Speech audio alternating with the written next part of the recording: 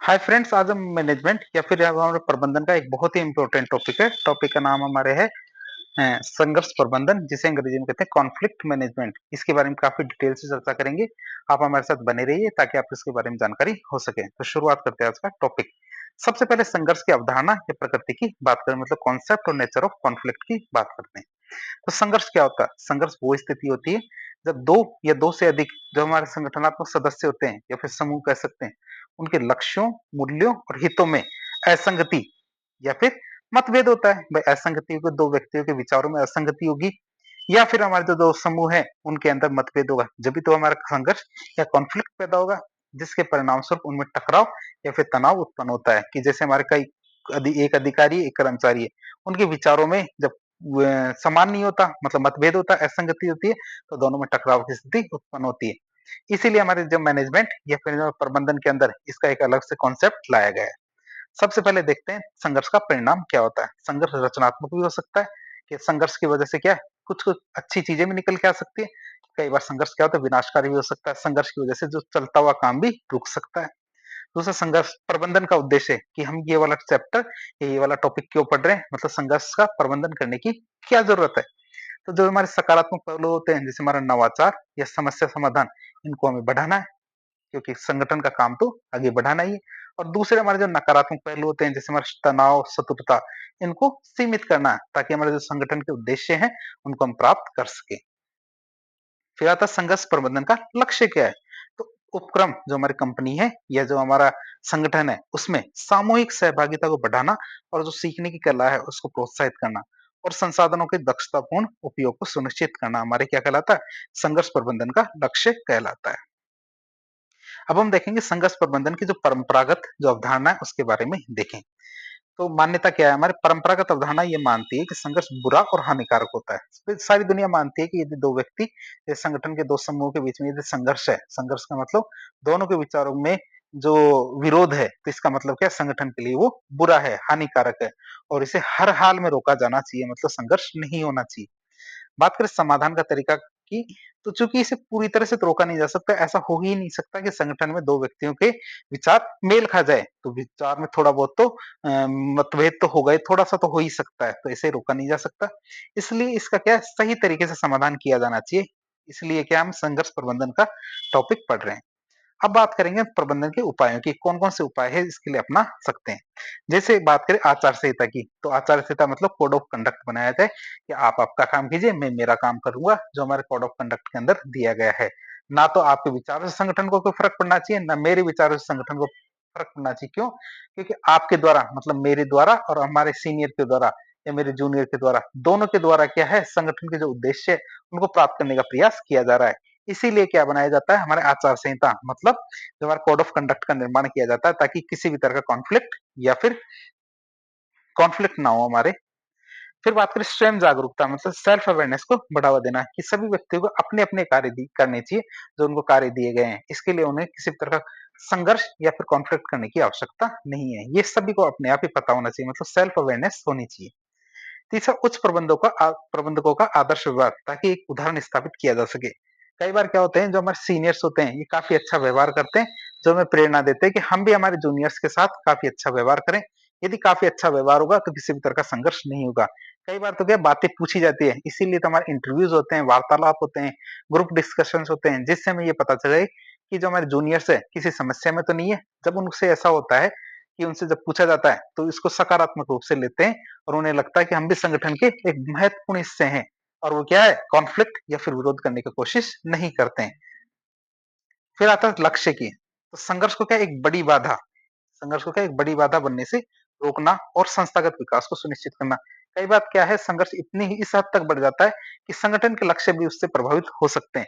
इसलिए क्या संघर्ष का प्रबंधन करना या संघर्ष को रोका जाना बहुत ज्यादा जरूरी है, जिससे क्या संस्थागत विकास होता रहे। बात करें हम आधुनिक या फिर अंतःक्रियात्मक अवधारणा की, ये हम अवधारणाएं देख रहे हैं संघर्ष के संबंध में। तो मैं आधुनिक अवधारणा या आधुनिक दृष्टिकोण की बात करें तो ये मानता है कि संघर्ष हमेशा बुरा नहीं होता। संघर्ष होना ऐसा नहीं कि संघर्ष हमेशा विनाशकारी या फिर नुकसानदायक होता है, बल्कि एक हद तक संघर्ष बहुत ज्यादा जरूरी है। क्यों? क्योंकि इसी से नवाचार मतलब इनोवेशन और परिवर्तन या चेंज आता है। यदि संघर्ष नहीं होगा तो पुराने ढांचे से जो व्यवस्था चलती आ रही है वह व्यवस्था आगे तक भी चलती रहेगी यदि संघर्ष नहीं होगा तो। अब संघर्ष को कई बार क्या बुरा माना जाता है, इसलिए हमें क्या करना चाहिए, संघर्ष का प्रबंधन करना चाहिए। मतलब संघर्ष प्रबंधन की बात करें तो ऐसे कौन-कौन से तरीके हैं जिनसे हम संघर्ष का प्रबंधन कर सकते हैं। तो कॉन्फ्लिक्ट मैनेजमेंट स्टाइल्स की बात करें तो संघर्ष प्रबंधन की शैलियों को आमतौर पर थॉमस किलमैन मॉडल भी कहा जाता है, आप इसे याद रखेंगे। थॉमस किलमैन मॉडल के माध्यम से हम संघर्ष प्रबंधन को बढ़ावा देते हैं, जो हमारे सहयोग और दृढ़ता आत्म या फिर आत्मविश्वास के दो आयामों पर 5 शैलियों को बताता है। कितनी शैलियां? 5 शैलियां। और वो आधार क्या है? 2 आयाम है, एक तो सहयोग है और एक दृढ़ता या फिर आत्मविश्वास। अब आयामों की बात करें तो पहला आयाम आता है हमारा बचना या टालना। संघर्ष से दूर रहने का एक तरीका है कि आप दूर ही रहो। भई आप चाहते हो संघर्ष ना हो, तो आप दूर रहो, बचो, टालो, अवॉइड कर दो। बात करें दृढ़ता की तो इसमें ये वाला आयाम तो लो रहता है और सहयोग का आयाम भी लो रहता है। दोनों के दोनों, जैसे मान लीजिए कि एक आपका बॉस है और नीचे 2 कर्मचारी है, इन दोनों में क्या फाइट हो रही है। फाइट का मतलब इनके अंदर क्या विचारों का मतभेद हो रहा है। क्या हो रहा है? इनके विचारों का मतभेद हो रहा है। और आप बॉस हो, आपको कहा जाए कि कुछ करो, वो कहेगा, आप कह रहे हो कि मेरे को तो कोई मतलब ही नहीं है, इन दोनों को ही लड़ने दो, मरने दो। क्यों? क्योंकि इस कॉन्फ्लिक्ट के अंदर या इस संघर्ष के अंदर मैं शामिल नहीं हूँगा। तो वही बात आती है, इससे आपका तो दृढ़ता का लेवल लोअर लेवल रहेगा और सहयोग का भी लो लेवल रहेगा। क्यों? आपने तो इसके अंदर कुछ किया ही नहीं। तो इसलिए बचना या अवॉइडिंग ये कोई ठीक डिसीजन नहीं, लेकिन कई जगह क्या है ये डिसीजन भी बहुत ज्यादा कारगर होता है। तो प्रबंधक क्या संघर्ष की स्थिति से स्वयं को अलग कर लेता है। इसमें न तो अपने विचार व्यक्त करता है, न ही दूसरे पक्ष को महत्व देता है कि दोनों क्या कह रहे हैं, क्या सुन रहे हैं, किस बात से लड़ रहे हैं, हमें कोई मतलब नहीं है। थोड़े दिनों में अपने आप ही शांत हो जाएंगे, और नहीं होंगे ना तो कम से कम मैं तो बुरा नहीं होऊंगा। परिणाम क्या निकलते? हार और हार। मतलब समस्या का कोई समाधान नहीं होता, इसको केवल टाला जा सकता है। इससे समस्या का कोई भी समाधान नहीं हुआ है।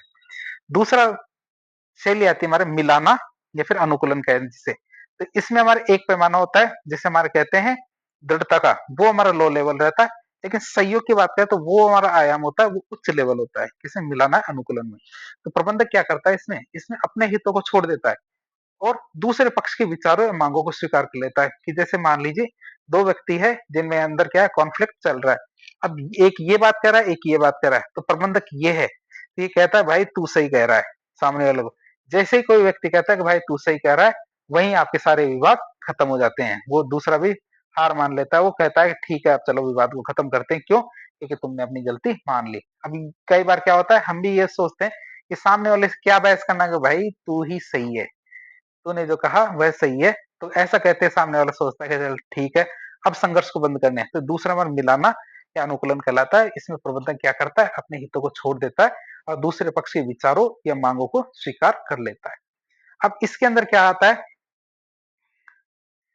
इसके अंदर परिणामों की बात करते हैं। इसमें क्या है, एक एक व्यक्ति जीतता है और एक हार जाता है। इसमें क्या है, एक पक्ष तो संतुष्ट हो जाता है और दूसरे पक्ष में असंतोष पनपता है कि मैंने मान लिया कि मैं हार गया, तू जीत गया। लेकिन मेरे मन के अंदर कहीं ना कहीं ये लगेगा कि ये बेकार इसको जिता दिया, लेकिन मेरे को ये बहस खत्म करनी थी, इसलिए मैंने अपनी हार स्वीकार कर ली। लेकिन क्या है, मेरे अंदर असंतोष तो रहेगा। फिर आता प्रतियोगिता या कंपीटिंग की बात करें तो इसमें क्या होता है कि जो हमारा दृढ़ता का लेवल होता है कंपटीशन के अंदर, तो ये हमारा हाई रहता है। लेकिन जो हमारा दूसरा पॉइंट है कौन सा, कोऑपरेशन या सहयोग का, तो ये हमारा पॉइंट होता है लो। आप इसे याद रखेंगे। इसमें क्या होता है, प्रबंधक क्या है अपनी बात पर अड़े रहते हैं। प्रबंधक जो बात समझा रहे हैं तो वो अपनी बात पे क्या है, अड़े रहते हैं और जीतने पर ध्यान केंद्रित करते हैं कि मुझे ये बहस या ये जो कॉन्फ्लिक्ट है या संघर्ष है उसको जीतना है। तो प्रबंधक क्या करते हैं, अपनी बात पे अड़े रहते हैं और जीतने और खुद को जीतने पर केंद्रित करते हैं। मतलब जीतने वाले को विजेता घोषित किया जाता है और यह क्या हमारे शक्तिशाली बनाता है। तो सही है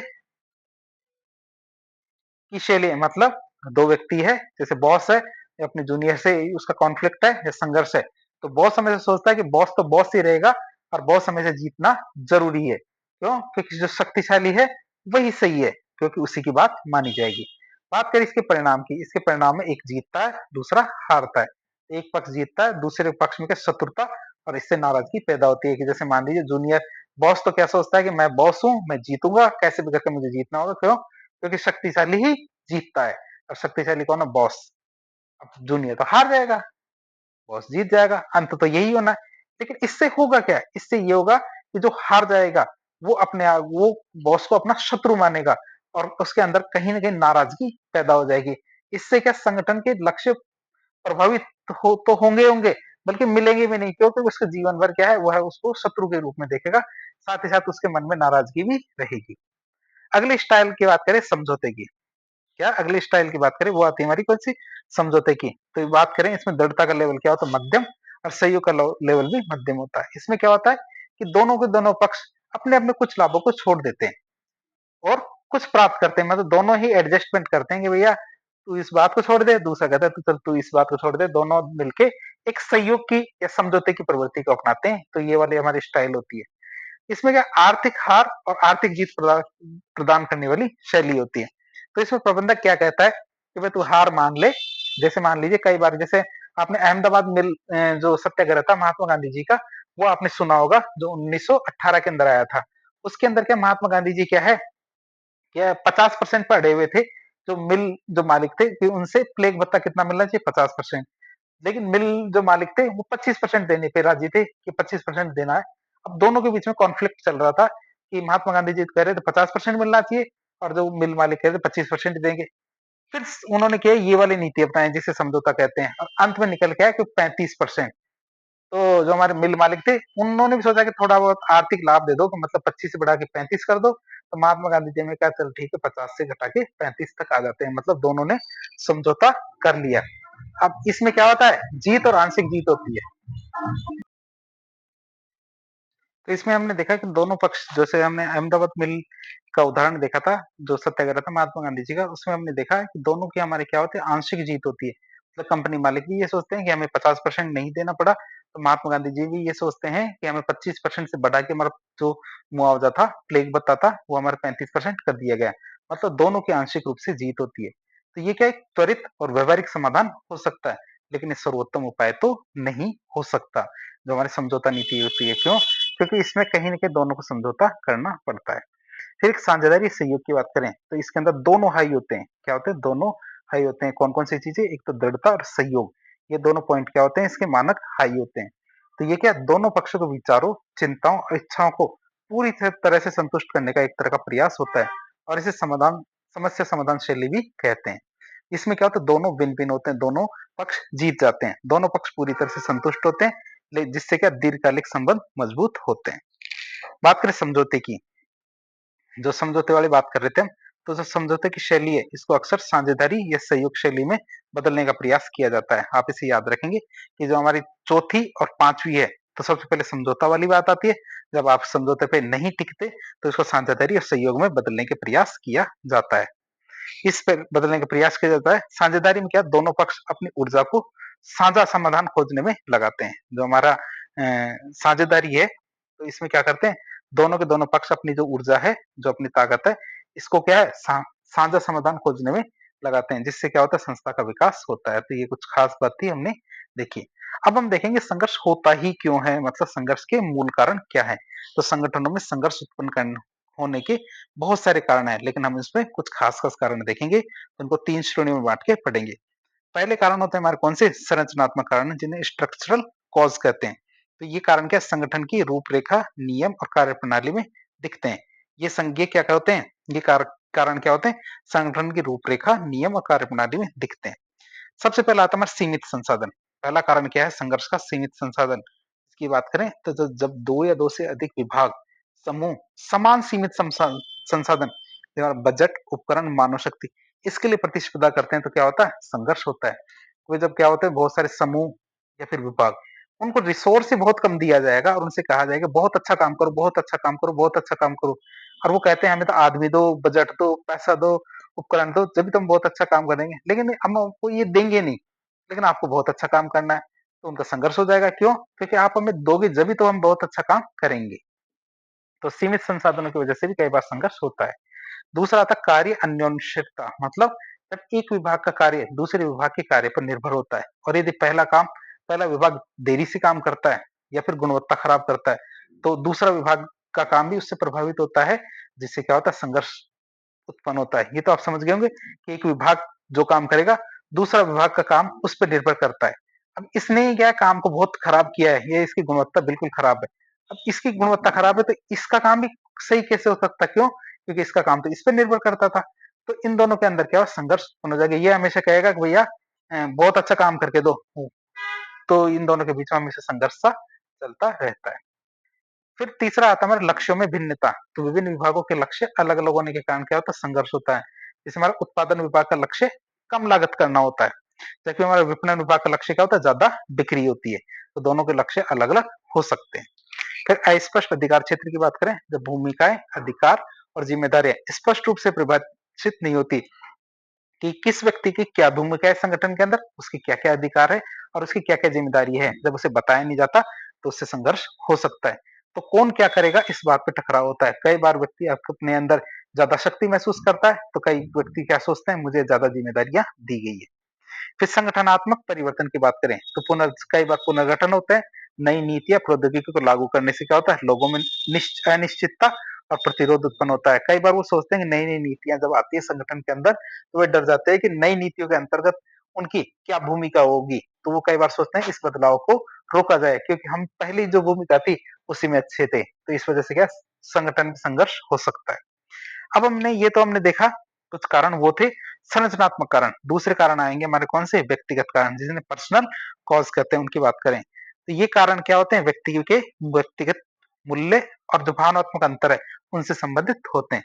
तो ये कारण क्या होते हैं, व्यक्तियों के व्यक्तित्व, मूल्य और भावनात्मक जो अंतर होते हैं उनसे संबंधित होते हैं। जैसे एक होता है हमारा मूल्य और अभिव्यक्ति का टकराव। तो विभिन्न पृष्ठभूमि के लोगों के जीवन मूल्य, नैतिक विश्वास और कार्य के प्रति जो दृष्टिकोण होते हैं ये अलग अलग हो सकते हैं। जैसे एक व्यक्ति का जो कार्य के प्रति जो अभिवृत्ति या दृष्टिकोण है ये गांव का और शहरों के अलग अलग हो सकता है, जिससे उनके बीच में क्या टकराव हो सकता है। एक क्या इंजीनियरिंग पृष्ठभूमि से आए और एक क्या है कला पृष्ठभूमि से, और से दोनों को एक ही कार्य में लगा दिया जाए तो दोनों की अभिवृत्तियां अलग अलग होती है। फिर आता है व्यक्तिगत मतभेद। मतलब कुछ लोग तो कैसे होते हैं, अंतर्मुखी होते हैं, मतलब खुल के अपने विचारों को अभिव्यक्त नहीं कर पाते, जबकि कई होते हैं जो बहिर्मुखी होते हैं, जो अपने विचारों को खुल के दूसरों के सामने पेश कर देते हैं। वो हमारे बहिर्मुखी एक्सट्रोवर्ट होते हैं। तो विभिन्न व्यक्तित्व शैलियों का एक साथ काम करना चुनौतीपूर्ण हो सकता है, कि जो चुप रहने वाला वो कुछ नहीं कर रहा, कहने वाला कहे ही जा रहा है। फिर अहंकार ईर्ष्या की बात करें तो व्यक्तित्व क्या है, सर्वस्व, व्यक्तित्व वर्चस्व, हमारे पदोन्नति की इच्छा, दूसरों की सफलता से ईर्ष्या, ये सब चीजें क्या करती है, कई बार संघर्ष को जन्म देती है। कि दो साथ हैं, दो व्यक्ति साथ साथ हैं, साथ तैयारी करते हैं, एक व्यक्ति की तो सफलता मिल जाती है, मतलब एक तो क्या है, जैसे मान लीजिए आरएस बन जाता है या फिर कोई बड़े पद पे चला जाता है या फिर उसको सफलता मिल जाती है, दूसरे को नहीं मिलती। तो इससे क्या है, एक जो जिसको सफलता नहीं मिली वह के व्यक्ति क्या करेगा, दूसरे से ईर्ष्या रखेगा या फिर अहंकार की भावना पैदा करेगा। फिर अलग-अलग धारणाओं की बात करें, जब 2 लोग एक ही जानकारी या फिर घटना को अलग-अलग दृष्टिकोण से देखते हैं और या फिर उसका अलग-अलग अर्थ निकालते हैं, तो इससे हमारा संघर्ष पैदा हो सकता है। तीसरा कारण आता है हमारा हमारा संचार संबंधी कारण, जिनकी वजह से भी हमारा संघर्ष हो सकता है। तो संचार में दोष या बाधाएं क्या करती है, सीधे-सीधे संघर्ष उत्पन्न करती है। जैसे गलतफहमी, तो सूचना का गलत तरीके से भेजा जाना या समझा जाना संघर्ष पैदा करता है। फिर अपर्याप्त सूचना, मतलब महत्वपूर्ण जानकारी का समय पर नहीं मिलना या फिर पूरी तरह से छुपाया जाना, ये संघर्ष पैदा करता है। या फिर सीमेंटिक बाधाएं मतलब अर्थगत बाधाएं होती है। तो तकनीकी भाषा, अस्पष्ट शब्दों का उपयोग, जिससे शब्दों का अर्थ अलग अलग समझे जाते हैं। जैसे कई व्यक्ति क्या होते हैं, ऐसे शब्द बोल देते हैं तो नीचे वाला जो जूनियर है वो उनका अर्थ समझ नहीं पाता या फिर कुछ अलग अर्थ समझता है। क्यों? क्योंकि सिमेंटिक बाधा है, वो ऐसे शब्दों को समझता ही नहीं है। तो इससे संघर्ष उत्पन्न होता है। क्यों? क्योंकि वो कहता है ना कि लेने गए थे जीरा और ले आए सौंफ। क्यों? क्योंकि वो उन शब्दों का मतलब समझ में नहीं पा रहा। फिर बात करें हम इन जो संघर्ष प्रबंधन है, तो संघर्ष प्रबंधन की कौन-कौन सी तकनीकें हैं, उनकी बात करें, तो संघर्ष प्रबंधन की तकनीकों की बात करते हैं। संघर्ष प्रबंधक क्या है? संघर्ष को हल करने या कम करने या संरचनात्मक रूप देने के लिए बहुत सारी तकनीकों का उपयोग करता है। पहली तकनीक आती है हमारी संरचनात्मक तकनीक, जिनके माध्यम से संघर्ष प्रबंधन किया जा सकता है। तो ये क्या है, हमारे संगठन की संरचना और प्रणाली में बदलाव लाकर संघर्ष के कारणों को जड़ से समाप्त करता है। तो ये क्या करती है, संगठन की संरचना में या फिर प्रणाली में बदलाव लाता है। इससे क्या है, जो संघर्ष के कारण है इनको जड़ से समाप्त किया जा सकता है। पहली तकनीक आती है हमारे सर्वोपरि लक्ष्य, मतलब कि दोनों संघर्ष पक्ष जिनमें संघर्ष है उनको एक बड़ा या फिर साझा लक्ष्य प्रदान करना, जिससे अकेले कोई भी पक्ष प्राप्त नहीं कर सकता। मतलब एक व्यक्ति को एक कार्य दिया जाए, इसके बजाय दो व्यक्तियों को एक ही कार्य दिया जाना चाहिए, और ऐसा कार्य दिया जाना चाहिए जिसमें एक पूरा कार्य कभी भी नहीं कर सकता। तो दोनों जब मिलकर काम करेंगे तभी उस लक्ष्य को प्राप्त किया जा सकता है। जिससे क्या दोनों पक्ष सहयोग के लिए प्रेरित होंगे, क्योंकि वो यदि संघर्ष में रहेंगे तो काम कभी भी पूरा नहीं होगा। उदाहरण के लिए देखें तो 2 प्रतिस्पर्धी जो सेल्स टीम है, उनको एक संयुक्त क्षेत्र की बिक्री का लक्ष्य देना। फिर अधिकार भूमिका स्पष्टीकरण की बात करें तो औपचारिक जो रूप से संगठनात्मक चार्ट तैयार करना, एक संगठन का चार्ट तैयार करेंगे हम, जिसमें क्या प्रत्येक व्यक्ति की जो भूमिका होगी कि कौन सा व्यक्ति किस स्तर पे किस जिम्मेदारी के साथ कार्य करेगा, उनकी जिम्मेदारियां और उनके अधिकार उस चार्ट के अंदर साफ-साफ दिखाएंगे। तो ये भी एक तरीका है जिससे संघर्ष को रोका जा सकता है। फिर संसाधनों को विस्तार की बात करें तो यदि संघर्ष का मुख्य कारण सीमित संसाधन है कि भाई संघर्ष क्यों हो रहा है क्योंकि संसाधनों की सीमितता है तो बजट स्टाफ या उपकरण जैसे हमारे संसाधन है उनको बढ़ा करके संघर्ष को समाप्त किया जा सकता है। ऐसी चीजें जिनको बढ़ा के क्या संघर्ष को समाप्त कर सकते हैं। तो मध्यस्थता और मध्यवर्ती भूमिका की बात करें तो संघर्षरत जो विभाग है जिनके बीच में संघर्ष है उनके बीच का औपचारिक संचार स्थापित करके उनको साफ साफ बैठाएंगे, दोनों को डायरेक्टर को आपस में बैठाएंगे। मान लीजिए दो संगठनों के बीच में संघर्ष है, दोनों एक दूसरे के बारे में अलग अलग सोचते हैं, मतलब मतभेद है, तो दोनों के डायरेक्टर को एक साथ बैठाएंगे, उनके बीच में औपचारिक संचार स्थापित करेंगे और इसके लिए मध्यस्थ या फिर संपर्क अधिकारी की नियुक्ति करना जो दोनों की गलतफहमियों को दूर कर सके और इस संघर्ष को खत्म कर सके।